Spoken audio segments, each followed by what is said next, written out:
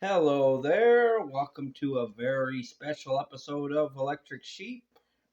Um, this is our 72 subscriber special, and this is also my first episode after getting back from my 50-mile walk to Beaver Lodge there, getting us up to 350 miles, raising awareness for suicide prevention. So, good work, everybody. We're all in this together. This is our accomplishment to share. It's for everyone. Alrighty. Let's get on with our story. This is Ratticus the Destroyer. Ratticus the Destroyer. When King Raymond took up the helm of the kingdom, when banners were raised and machines hummed beneath the desert sun, something else stirred in the wastes. A young rat, nameless and wild, ventured out across the cracked sands where the bones of cities slept. The air shimmered with heat, and beneath his feet, the earth groaned. Then, the ground opened. But the rat was ready. He expected the attack. He plunged headlong into the abyss toward a great digging machine, a colossal thing of steel mandibles and churning drills made to devour the desert from below. Its arms lashed like serpents of iron, grinding teeth screaming. But the rat, swift, feral, unyielding, dodged every strike. Then he leapt. He tore the arms from the beast one by one, wrenching its tools loose, until from its own wreckage he pulled a single massive claw, still humming with power. It was no longer a tool, it was a weapon. And wield it he did, smash and smash again, until the metal titan screamed no more.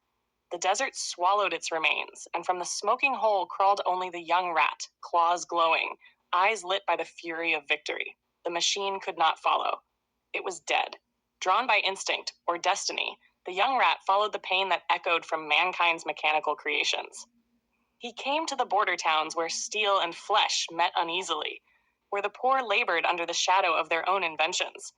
They saw him, this small, scarred creature holding a weapon forged from their oppressors, and they gave him a name, Ratticus. They cheered. But their cheers became silence when he entered the Hall of Mechanical Crushers, the great foundry where the kingdom's war engines were born. Inside, he tore them apart. He smashed the crushers. He ripped gears from their sockets, toppled columns of molten iron, and sent thunder through the city so fierce that men thought the sky itself had fallen.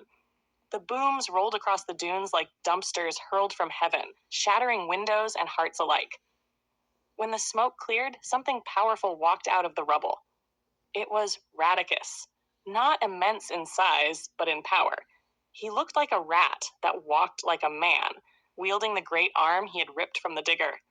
And beside him, dragging herself from the ruin of the hall, was a monstrous form of wires and sinew, a creation of man, freed by his hand. He called her his bride. And when they stood side by side beneath the burning sky, the world of men trembled. For it was then, and only then, that they understood what they had birthed. Ratticus the Destroyer, the rat who learned to fight their gods of steel and won. Alrighty. I was really happy with the way that turned out. I had to tweak a few details. Like I wanted him to be referred to as the young rat before the people named him Ratticus, and there was one instance of the AI calling him Ratticus before that, and I don't know why it did that, because I made it pretty clear that I was only giving him that description until he got a name. But then he got his name. He was named by the people. Think of that I Am Spartacus scene, but Ratticus kind of thing. But yeah. This will tie into the Red River Kingdom and all those related stories.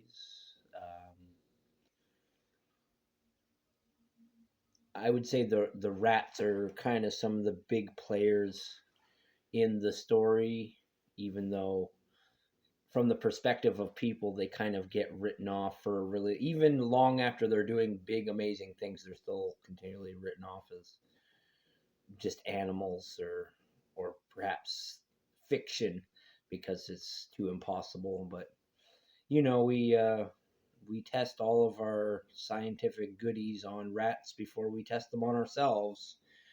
So imagine what advantage they could end up with if we tested something a little bit too powerful on them. It's kind of the reasoning behind the superpowered human-like rats. The Kingdom R is what the saga within the saga is. And in the timeline of things, Ratticus will be the third king in Kingdom R, with Raymond being the first king. Just for anybody who's keeping track of that. I did have a video I wanted to do that was just the timeline of all the kings, but ChatGPT took a lot of liberties with it and changed some things, and I didn't want to release that the way it was because I kind of got to get all my details right, otherwise I mess up my own story in the long run. So I want to inch my way into the rat stories, and I wouldn't be surprised if I even take one out, like I decide that I've gone too far, because I have too much fun with the rats, and then I forget my own bigger storyline. I go, oh shit, that's right, I can't do that because Zeus does this later on or something, But anyways, my name is Joseph Arthur Roszell, and I want to thank you for watching, and I want to wish you all the luck in the world. And I want you to remember that I love you. And I mean that. Alrighty. Peace out.